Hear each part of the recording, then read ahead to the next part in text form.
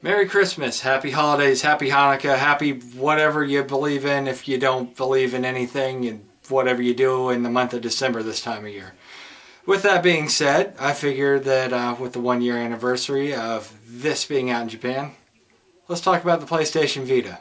Now before we get started, first a little history lesson about the PlayStation Vita. Rumors started on July 7th, 2009 when Eurogamer reported that Sony was going to see a successor to its PlayStation Portable system. Nothing was heard for exactly a year until the same day, July 7th, the Wall Street Journal in 2010 revealed that the portable device is currently being developed by Sony that shared characteristics of a gaming machine, an e-book reader, and a netbook computer. A few months went by, and on January 27, 2011, Sony had a meeting in Japan and announced that the next device was going to be called the NGP, or the Next Generation Portable, and it would be a Sony handheld device that would be capable of playing with the PlayStation 3.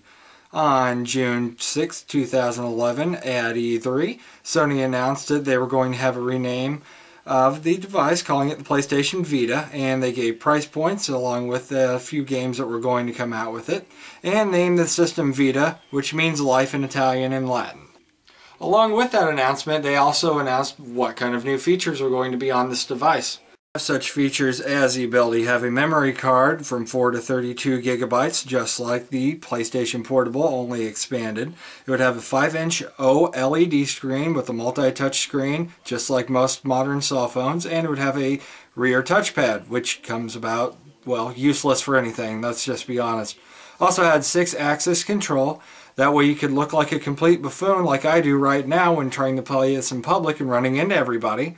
Also had a 3-axis electronic compass, a D-pad, 12 buttons, a 0.3 megapixel front and back camera, the ability to have Wi-Fi, 3G, Bluetooth, PlayStation Network, and the ability to download some of your old PlayStation Portable games, given that you bought them through PlayStation Network. Which, if you're like me, and you own a bunch of games for the PlayStation Portable and you didn't download them, you got screwed. Now, one of the other things that was added to this system, and I think it made the biggest difference, is there's 2 analog sticks. Now, trust me when I say this, that makes a huge difference, especially if you're playing a game that's a third or a first-person shooter, because most games on the PlayStation Portable didn't have that ability. You would actually have to use the face buttons to actually control where you were shooting, which pretty much would result in you dying a lot faster and your aim being absolutely terrible. Another change that they made to the system is that they went from these UMD small disc looking things and switched it over to cartridges which you could just plug in and play, which was kind of interesting since they went the way of Nintendo DS at that point. Also, the graphics got a major overhaul. Go ahead and look at just some of the graphics on some of these games. Like Marvel vs. Capcom 3, it just looks awesome. Also look at Uncharted. Once again, it just looks freaking amazing. Now, one of the things that sells a lot of systems, obviously, is the games that are on it. So let's talk about that a little bit, because it's been a little rough. There hasn't really been a whole lot of really good games.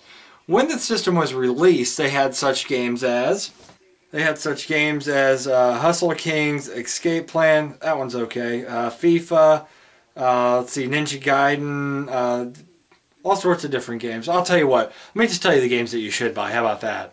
Get Uncharted Golden Abyss. It's pretty much the reason on the system. Ultimate Marvel vs. Capcom 3 is really good. Mortal Kombat's pretty good. They dumbed it down a little bit, but you get all the DLC that came on the systems, which is cool. I would also say Rayman Origins and Super Stardust.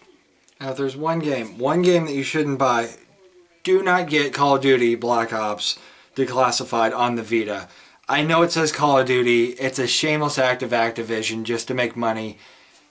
It might be the worst game of the year. I'm not kidding. If somebody tells you that they want this, like over the holidays or whatever, I know that we're hitting Christmas right here and all that, but if somebody tells you that they want this game, just poop in a box and give them that instead, because they're gonna be more satisfied with the turd. You might, I don't know, be classy about it though. Put it like in between a couple of pieces of bread or something. Give them a turd sandwich. That would be more enjoyable than the crap you're gonna have to put up with from this game. So don't buy it. So there you have it. There's a breakdown of the PlayStation Vita, some of its features and all. Honestly, overall, I'd give it an A. It's a fantastic piece of hardware. It really is. It's got a lot of potential. The only problem is that they've got to put out more games for this, which is why a lot of people aren't buying this. It's $250 just to get the system, and then on top of that, they've got, I don't know, there's been a little bit of struggle with the price points because everything's been like 40 to 50 bucks. Some games are worth that. Right now, there's not too many of them. Like I said, I gave you the ones that I thought are worth the price tag.